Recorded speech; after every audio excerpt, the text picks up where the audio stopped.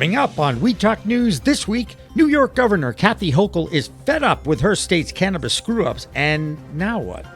Plus, D.C. Congress representatives in New York urge the DEA to stop looking at rescheduling and deschedule the plant medicine. Plus, the state of Connecticut is selling THC-infused seltzers in liquor stores legally, or at least through a legal loophole. And the National Football League frees up $1 million for a grant for the universities of San Diego and Regina to study the effectiveness of THC and CBD treatment for pain.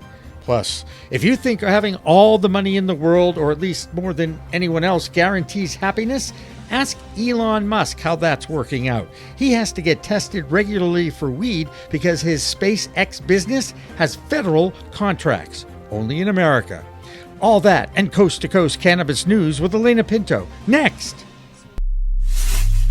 We are Pro Cannabis Media.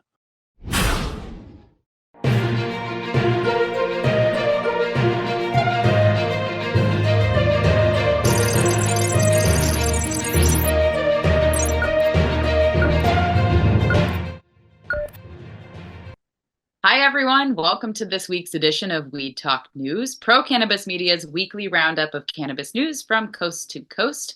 I'm Elena Pinto. There's an unfortunate trend in many legal states, and no one is sure how to rectify it.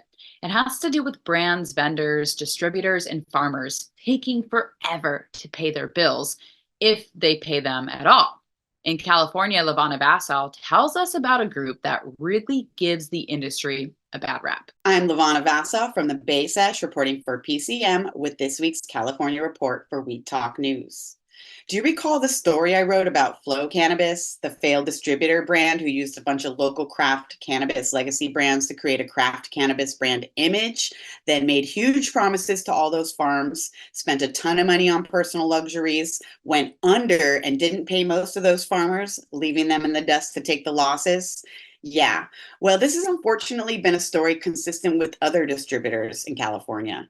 And a new video has surfaced in the past week that has everyone talking about it again.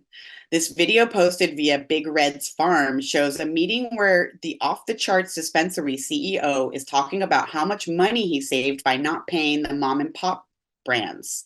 And he emphasized he did not have to pay them for over 5 years, claiming he saved hundreds and hundreds of thousands of dollars because they never collected, went out of business, and weren't allowed to.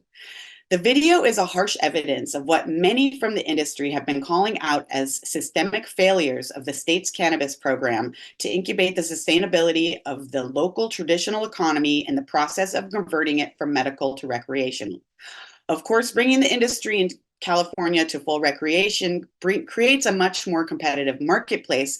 However, for example, in any industry, vendors need to be able to collect payments legally.